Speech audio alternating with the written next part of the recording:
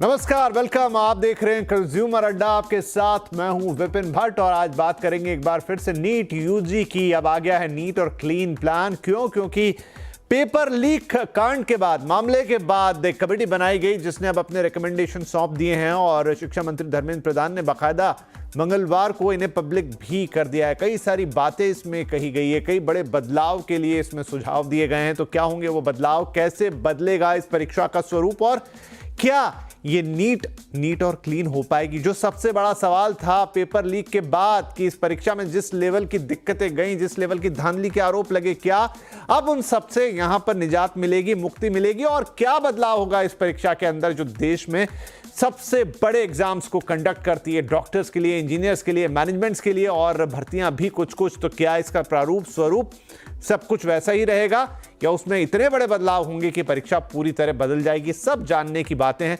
क्या सुझाव दिए गए हैं, उन सुझावों की अहमियत क्या है और कितने उसमें से माने जाएंगे? तो पहले तो मैं आपको जरा आइडिया दे दूं, बता दूं कि क्या क्या सुझाव इसके लिए आए हैं। तो देखिए, एक अहम सवाल तो यह है, एक अहम सुझाव तो यह कि 2 लाख से ज्यादा अगर परीक्षार्थी हुए तो कई चरण, मतलब एक साथ पूरे देश में एग्जाम नहीं होगा, फिर अलग अलग चरणों में, अलग अलग स्टेप्स में एग्जाम रखे जाएंगे। एक शहर में अलग, दूसरे में अलग, तीसरे में अलग, अगर 2 लाख से ज्यादा विद्यार्थी उसमें बैठ रहे हैं। इसके अलावा कंप्यूटर बेस्ड ऑनलाइन एग्जाम होगा। अभी तक नीट यूजी जो थी वो एक मैनुअल एग्जाम होती थी जहां प्रश्न पत्र आता था और आपको उस पर गोले लगाने पड़ते थे, लेकिन अभी एक कंप्यूटर बेस्ड, जैसा आईआईटी जेईई होता है, लगभग उस पैटर्न के एग्जाम की यहां पर सिफारिश की गई। एक हाइब्रिड मोड की भी बात की गई, वो क्या, वो बाद में देखेंगे। मल्टी स्टेज टेस्टिंग की सिफारिश है कि एक ही स्टेज पे नहीं, आप एक लेवल पे टेस्ट ले लें, जैसे अभी जेईई का मेंस है, फिर एडवांस है, उस लेवल की सिफारिश भी यहां पर दी गई है। तो ये एक चीज है। डीएम तय करेंगे परीक्षा केंद्र, यानी कि जो डिस्ट्रिक्ट मजिस्ट्रेट या कलेक्टर होंगे वही परीक्षा केंद्रों को तय करेंगे, यानी अथॉरिटी, अकाउंटेबिलिटी बढ़ाने की बात की गई है। सीसीटीवी की मॉनिटरिंग होगी, हर सेंटर पर सीसीटीवी मॉनिटरिंग की बात कही गई है। मोबाइल टेस्टिंग सेंटर्स भी रूरल एरियाज में, अगर आपको एग्जाम कंडक्ट करनी है दूर दराज के इलाकों में, तो मोबाइल टेस्टिंग सेंटर बनाने की भी सलाह दी गई है। एक ऐसी वैन जिसमें 40 से 50 विद्यार्थी बैठ के एग्जाम दे पाए। पेपर के होंगे 3 से अधिक सेट, मतलब एक सेट नहीं होगा, 3 से ज्यादा सेट बनाए जाएंगे। उसको एन्क्रिप्टेड मोड में भेजा जाएगा। कहां कहीं जरूरत है, अगर हाइब्रिड मोड पे गए तो फास्ट प्रिंटर में ढेर सारी यहां पर सिफारिशें हैं, उनमें से हम कुछ आपको बता रहे हैं। स्टैंडर्ड टेस्टिंग सेंटर्स होंगे। तो ये वो तमाम तरह की सिफारिशें जो दी गई हैं बड़े बदलाव के लिए। आईआईटी की तर्ज पर रिजल्ट की जानकारी देना, ये भी है। और सिर्फ परीक्षा केंद्र पर प्रिसाइडिंग ऑफिसर का होना। तो मैं यही बताने की कोशिश कर रहा हूं कि सिर्फ मेथड ऑफ एग्जामिनेशन में ही अंतर नहीं आएगा, एडमिनिस्ट्रेटिव बॉडी जो है उसमें अंतर आएगा, रोल में अंतर आएगा। तमाम ऐसे सुझाव दिए गए हैं जिनसे पूरी तरह से नीट का, या जो नेशनल टेस्टिंग एजेंसी है, उसी का शायद स्वरूप बदलता हुआ हमको दिखाई देगा। तो चलिए इस चर्चा पर, इस बात पर चर्चा शुरू करते हैं। और आज हमारे साथ कार्यक्रम में जुड़ रहे हैं पीपुल स्ट्रांग के फाउंडर पंकज बंसल साहब।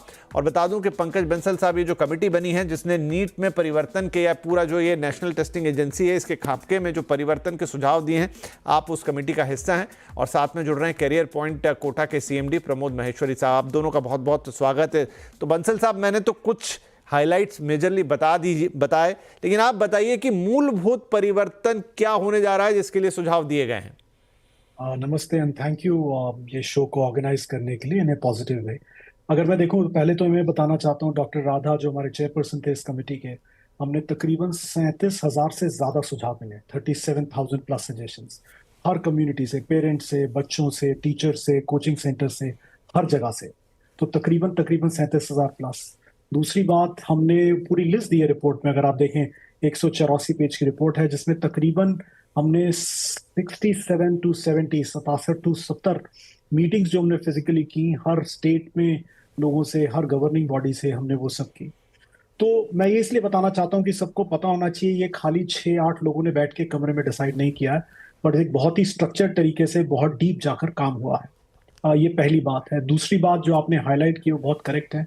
हमारे लिए सबसे बड़ी जरूरत ये थी कि किस तरह से हम ये करेंगे कि बच्चों को ज्यादा से ज्यादा कवरेज मिले।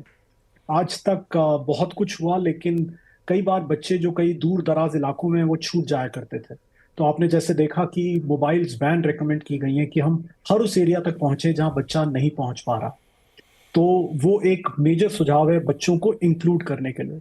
दूसरा जो एक सॉफ्टवेयर एलिमेंट है, वो एलिमेंट है बच्चों की मानसिक विकास का।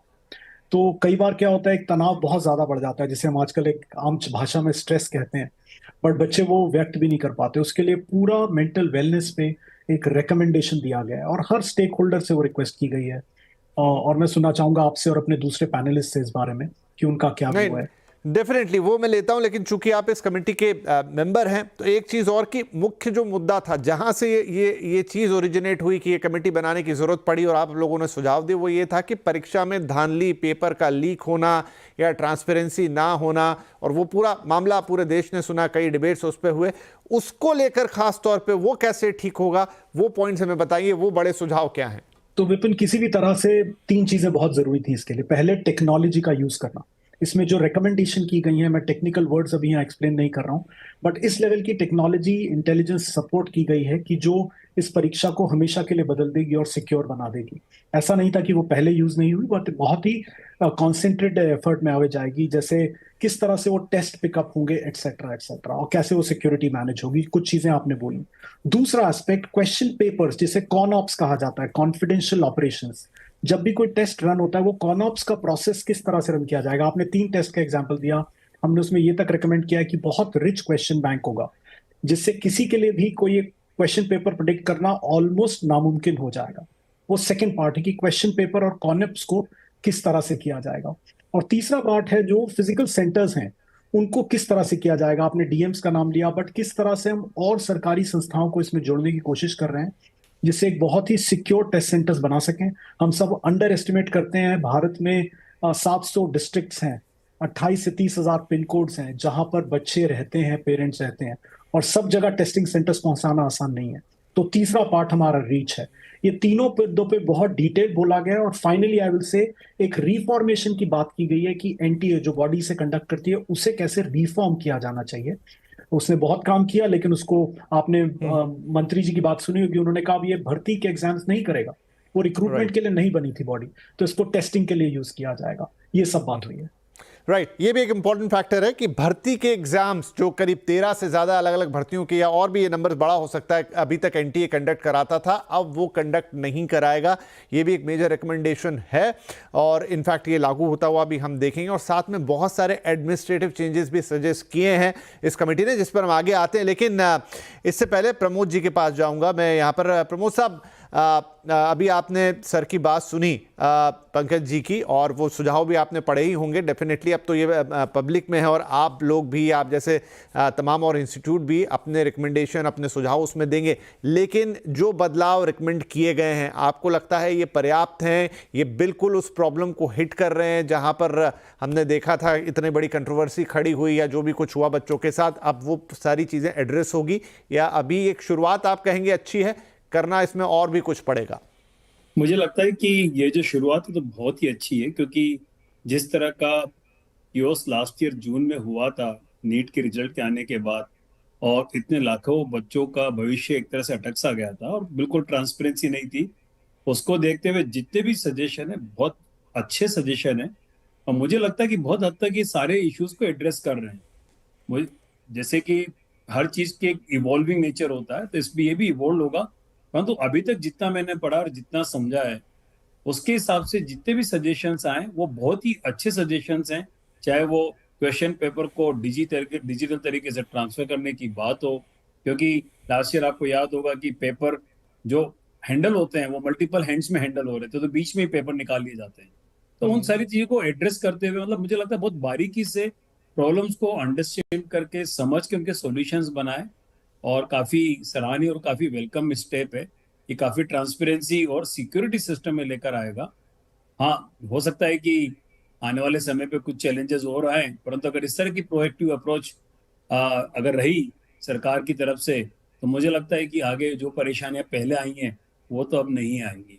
एक चीज जरूर है जो इसमें रिकमेंडेशन पर ही है कि क्योंकि जब आप मल्टीपल डेज पर एग्जाम लेते हैं तो एक चैलेंज क्रिएट हो जाता है। वो चैलेंज होता है कि जो क्वेश्चन पेपर्स का डिफिकल्टी लेवल और आपस में नॉर्मलाइजेशन तो होता है, परंतु उसमें इतना फेयर अप्रोच नहीं आ पाता। तो अडाप्टिव टेस्टिंग के बारे में भी बात की गई है। अगर उसको अडाप्टिव टेस्टिंग को भी अगर लेकर आते हैं, जैसे कि जीआरई जीमेट का होता है, तो मुझे लगता है कि वो एक स्टेप और आगे बढ़ जाएंगे और काफी सिंपल प्रोसेस और ट्रांसपेरेंट प्रोसेस होता जाएगा। स्ट्रेस डेफिनेटली कम होगा इस पूरे प्रोसेस से, क्योंकि अब लोग एश्योर रहेंगे कि यहाँ जो भी हो रहा है नीट एंड क्लीन हो रहा है। हाँ, बिल्कुल, इसीलिए हमने शो का नाम भी नीट एंड क्लीन ही रखा है। पंकज साहब, तो मैंने दो चीज़ें पढ़ी, एक तो ये कि ऑनलाइन एग्जामिनेशन कराया जाए जैसा अभी जेई होता है, ये एक तो सिंपली समझ में आ रहा है। एक जगह हाइब्रिड मॉडल की भी मैंने बातचीत पर उसमें जिक्र सुना कि ट्रांसक्राइब मोड में क्वेश्चन पेपर, जैसे अभी सर भी कह रहे थे कि एक सेंटर से दूसरे सेंटर पे जाएंगे या अलग अलग जाएंगे, वहाँ पर उनको हाई स्पीड प्रिंटर से प्रिंट करके तुरंत निकाल दिया जाएगा। तो ये तो दो अलग अलग चीज़ें हो गई, इसमें मुझे थोड़ा कन्फ्यूजन हुआ। तो फाइनली अप्रोच किस तरफ जा रही है? क्या हाइब्रिड मॉडल होगा, ऑनलाइन मॉडल होगा या कुछ और? विपिन जी, ऐसा है कि भारत ना 140 करोड़ की आबादी का देश है। और इस इतने बड़े व्याप्त देश में अगर आप एक किताब को रेफर करें जिसका नाम है can we be equal and excellent, क्या हम समान और उत्कृष्ट हो सकते हैं एक समय पे? कई बार समान होते हैं तो उत्कृष्ट नहीं हो पाते, उत्कृष्ट होते हैं तो समान नहीं हो पाते। तो क्या हम उसको मैनेज कर सकते हैं? हमारा चैलेंज इस कमिटी का यही था, क्या हम इन दोनों को बैलेंस कर सकते हैं? उसके लिए अगर आप देखें, हमें हाइब्रिड सजेस्ट करना पड़ा। जरूरी नहीं है कि हर जगह टेक्नोलॉजी को यूज किया जा सके। ऐसे कुछ टेस्ट हो सकते हैं जहां पर पेपर और पेन का यूज लेना चले, मगर हमने वर्ड यूज किया कंप्यूटर असिस्टेड पीपीटी। अगर पेपर एंड पेन टेस्ट करना है तो कंप्यूटर से असिस्ट होना चाहिए। नंबर 2, एक जो बड़ा प्रॉब्लम है कि इम्पर्सनाइज किया जाता है। आप जानते होंगे, लोग कुछ और बन के, मैं बहरूपिया बन के किसी और के नाम पे टेस्ट देता हूँ। तो हमने जैसे डिजी यात्रा आप सब जानते हैं, इसी तरह डिजी एग्जाम अगर आप रिपोर्ट में देखना चाहते हैं तो 33 या 34वें नंबर पेज पे रिपोर्ट में लिखा गया कि डिजी एग्जाम की तरह कंडक्ट किया जाएगा।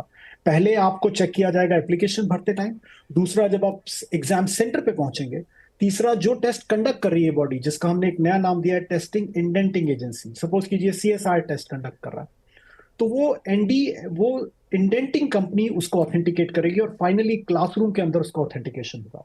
तो एक बड़ा प्रॉब्लम जो रेकमेंड किया गया है, ये ग्लोबल बेस्ट प्रैक्टिस है और भारत से आ रही है, हमारे अपने डिजी लॉकर और डिजी यात्रा से निकल के आ रही है। तो इस तरह की चीजों को रेकमेंड किया गया है। तो हम दोनों चीजें रेकमेंड कर रहे हैं, मगर हम चाहते हैं और से और टेक्नोलॉजी की तरफ जाए। एडाप्टिव की बात हुई, हमने ग्लोबल बेस्ट दिया है, स्कोरिंग कैसे की जाए, रैंकिंग कैसी की जाए, उस पर भी पूरा डिटेल किया है। जो मेरे दोस्त ने अभी बताया यहाँ पर कि उसमें चैलेंज हो सकते हैं, हमने हर तरह से राइट फॉर्मूलाज तक रेकमेंड किए हैं उसके अंदर। नहीं, ये बड़ा इंपॉर्टेंट है जो भी आपने बताया, और खास तौर पे ये जो बहरूपिया बनने वाली आपने बात की, क्योंकि इस साल भी ये समस्या आई थी कि बहुत सारे सेंटर्स पे ऐसे बच्चे पकड़े गए जो दूसरों की जगह एग्जाम देने पहुंचे थे, और वो भी एक बहुत बड़ी प्रॉब्लम है, जिसके लिए आपने कहा डिजी यात्रा की तरफ पे अब डिजी परीक्षा वाली चीज़ होगी। महेश्वरी साहब, ये बड़ा इंपॉर्टेंट है क्योंकि ये हमारे यहाँ एक बड़ी प्रॉब्लम है जहाँ पर कोई और परीक्षा देने आ जा रहा है अब, लेकिन 3 स्टेज पे जिस तरीके से अब उसकी स्क्रूटनी होगी, लगता है ये समस्या से तो निजात पा लिया जाएगा। नहीं, मुझे पूरा विश्वास है, क्योंकि जितना डेलीजेटली तरीके से इसको बनाया गया और सोचा गया है, मैंने इतने अच्छे इनिशिएटिव्स यूजुअली कभी ऑब्जर्व नहीं करे पिछले 30 सालों में, कि एग्जाम में जितनी भी गड़बड़ होती है उसके बाद बातें जरूर होती है, परंतु इतना माइन्यूट डिटेल पे जाकर उन चीजों को एड्रेस करना, ये कमांडेबल मेरे हिसाब से इनिशिएटिव है। इम्प्लीमेंटेशन के लिए भी, जैसे अगर इसको बाकायदा मॉनिटर करके इम्प्लीमेंटेशन कराया जाता है, टाइमली इम्प्लीमेंटेशन कराया जाता है, तो मुझे लगता है कि ये प्रॉब्लम काफी हद तक खत्म हो जाएगी।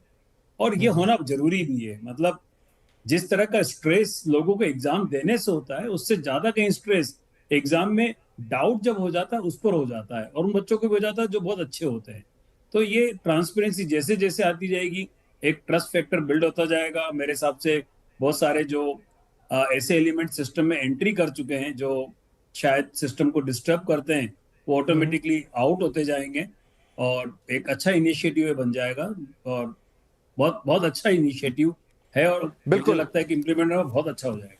नहीं, हमने तो अभी पढ़ा, लेकिन जो पंकज साहब उसको एक्सप्लेन कर रहे हैं तो वो समझ में आ रहा है कि किस लेवल पे जाकर सुझाव दिए गए हैं या कितने माइन्यूटली चीज़ों को देखा गया है, समस्या को पहचाना गया है, और उस पर फिर अपने रिकमेंडेशंस रखे गए। एक छोटा ब्रेक ले लेते हैं यहाँ पर, लेकिन बहुत सारे एडमिनिस्ट्रेटिव सुधार की भी बात की गई है पूरी बॉडी में। वो एडमिनिस्ट्रेटिव सुधार क्या होंगे और उससे क्या परिवर्तन आएगा, वो चर्चा इस ब्रेक के बाद।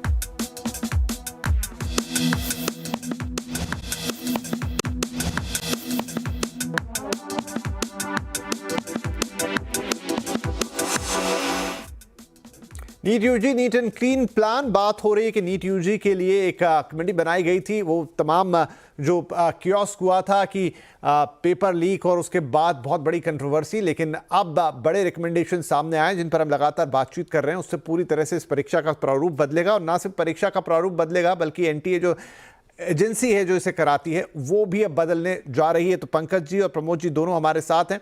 पंकज सर, एक चीज़ और, परीक्षा के पैटर्न के लिए तो ये बहुत सारे सुझाव है। आप लोगों ने एनटीए के में भी एक पूरा ओवरऑल सुझाव किया है, उसकी एडमिनिस्ट्रेटिव बॉडी पूरी तरह से चेंज होगी, क्योंकि एक बात थी कि ये जो टेस्टिंग एजेंसी है इस पर से भी लोगों का थोड़ा विश्वास हिल गया था कि भाई क्या हो रहा है, इतनी बड़ी एजेंसी जो देश के सबसे प्रतिष्ठित एग्जामिनेशन को कंडक्ट कर रही है, अगर उसके अंदर ऐसा हो रहा है, ये कितना इंपॉर्टेंट था कि इसकी इमेज को भी सुधारा जाए, और वो मेजर रिकमेंडेशंस क्या हैं?